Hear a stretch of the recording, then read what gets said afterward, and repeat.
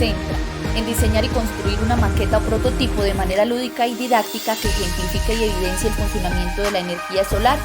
Además, hay que tener en cuenta que se está supliendo una necesidad en vacío de conocimiento. Las características del prototipo son: crear un artefacto con unas medidas proporcionales que representen la estructura de una casa. Además, debe evidenciar el funcionamiento de un panel solar, seguido porque la celda solar fotovoltaica debe tener una estructura organizada para evidenciar el funcionamiento del circuito, y el prototipo debe responder a las preguntas formuladas en el planteamiento del problema para suplir el vacío de conocimiento.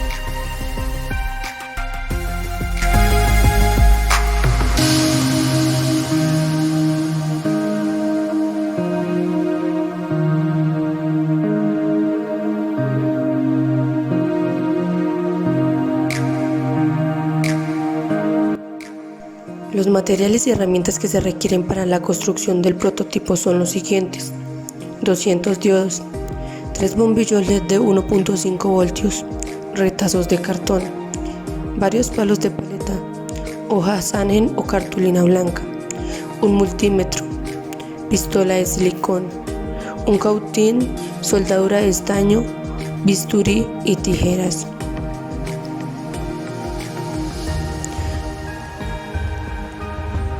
Posteriormente se estructura el plano de la maqueta y la composición y distribución del panel solar fotovoltaico. La base de la estructura será en cartón con unas dimensiones de 50 centímetros por 30 centímetros, de tal manera que sea resistente a la estructura del prototipo. Esta fase se dividirá en dos. La primera consiste en la fabricación de casas. Se utilizará material reciclable como lo son cajas de cartón, que presentan textura, resistencia y facilidad de uso. Además tienen un tamaño aproximado de 35 centímetros de largo, 15 centímetros de ancho y 13 centímetros de alto. Cabe resaltar que se utilizarán palos de paleta y cartulina blanca para el diseño de las ventanas.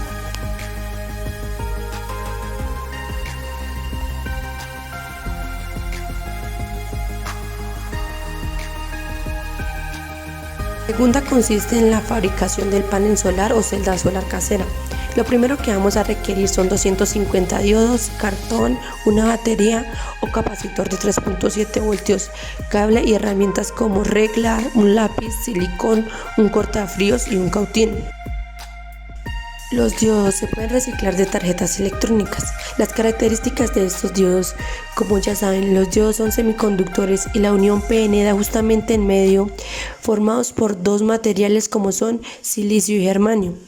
Entonces, si nosotros exponemos esa unión al sol, se genera un diferenciador de voltaje justo dentro de los extremos del diodo.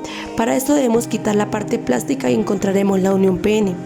Entonces se procede a realizar la medición para comprobar qué voltaje le podemos sacar a un diodo, notando que si lo exponemos a la luz del sol sin la capa plástica aumenta el voltaje. Diodo con una capa plástica no es sensible a la luz, lo cual no aumenta el voltaje. Por esta razón es que requerimos quitar la capa plástica a los diodos para poder construir la celda solar.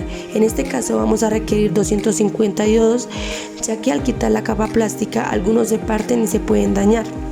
Por otro lado, utilizaremos un cartón para realizar un cuadrado de 21 centímetros por 14 centímetros, dividiéndolo en una cuadrícula de 1 centímetro por 1.5 centímetros, donde se ubicarán 196 diodos. Los pegamos con silicón, con la particularidad de que la parte que está descubierta esté mirando hacia arriba.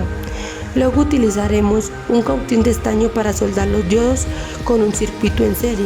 Finalmente, con la ayuda de un multímetro, medimos la equivalencia en voltios que genera la celda solar. Finalmente se conecta un cable del positivo de los diodos al positivo de la pila, partiendo desde acá.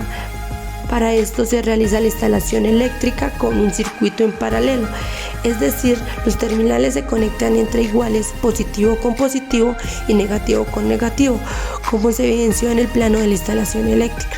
Para culminar, expondremos al sol la celda solar para cargar la batería y lograr encender los dos bombillos LED.